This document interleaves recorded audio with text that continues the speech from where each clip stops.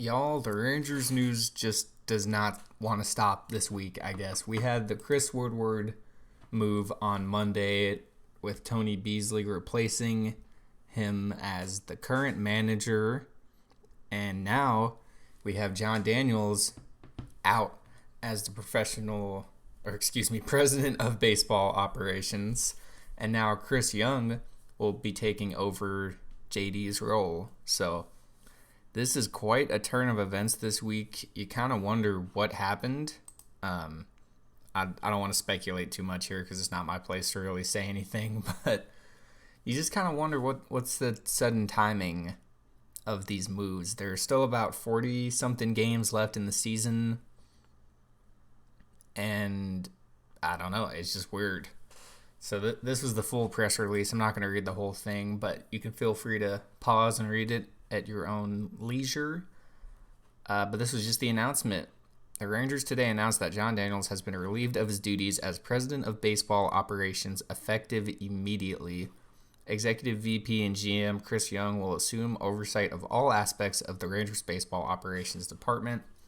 Young was hired in December 2020 to work with Daniels and has been involved in all areas of the department since that time. Talking is hard today. It's just, I'm still mind blown since this was announced, I guess. I'm having trouble putting it into words.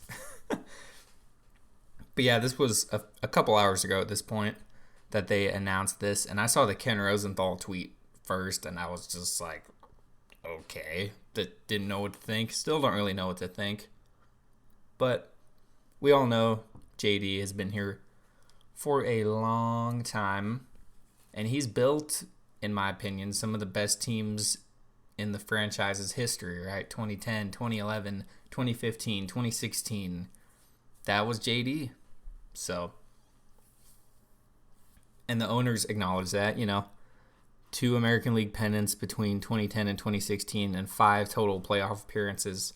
That's pretty good. But they actually are surprisingly straight to the point. The bottom line is we haven't had a winning season since 2016, and for much of that time have not been competitive in the division. So, I got to give some props to Ray Davis here, because I've been very, very, very critical of the owners the last few years since I've started making videos like this. And I got to give them some kudos. They put out the money to get Simeon and Seager, which was a Chris Young move primarily.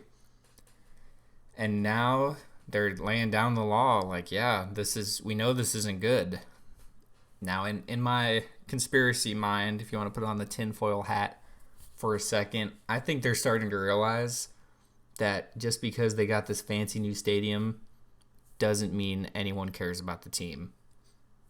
Now, school did start for a lot of people recently, but on Monday, there were 13,000 people at that game on Monday. So those are not the kind of numbers you want. I think they have had a couple sellouts this year, surprisingly. One was the Nolan Ryan game where he was there to answer questions about the documentary Facing Nolan. I would recommend it, by the way. It's pretty good. And another one was like not too long ago. They had some promotional thing. I think it was the Ian Kinsler and John Blake Rangers Hall of Fame induction. I think that was a sellout.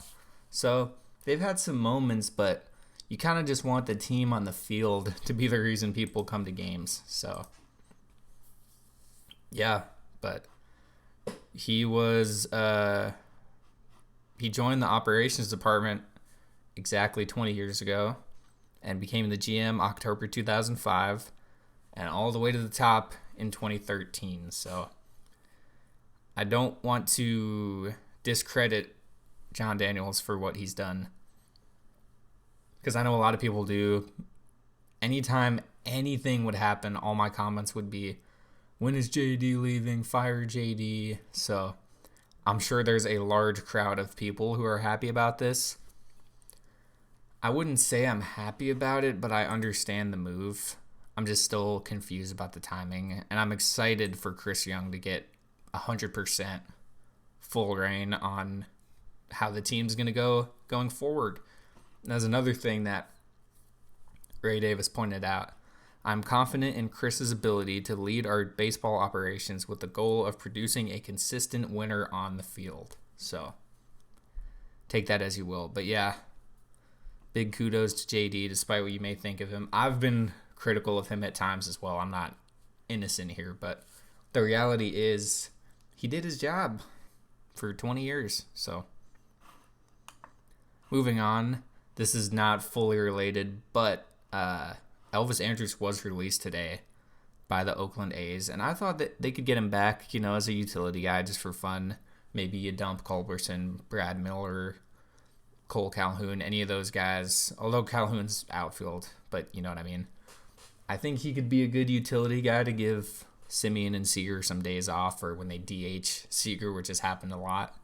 So, just a weird kind of thing that happened today, looking back at the last 12 years of Rangers history. These were two guys that were very heavily involved, and both of them are out of jobs right now. I can't imagine another team doesn't pick up JD to just be some kind of, manager in their front office, and I'm sure Elvis will get a chance with a different team. I just think Oakland didn't want his contract since they went complete fire sale mode this year. So, just another thing there. And a very classy tweet from Levi that, Woodward and JD, despite all the criticism, they were classy guys, didn't always have the chance to do the right thing. But yeah, the timing to me is just still strange on both moves, but especially the JD move. Lastly, Evan Grant just reiterating that the timing is quite odd. So, I don't know.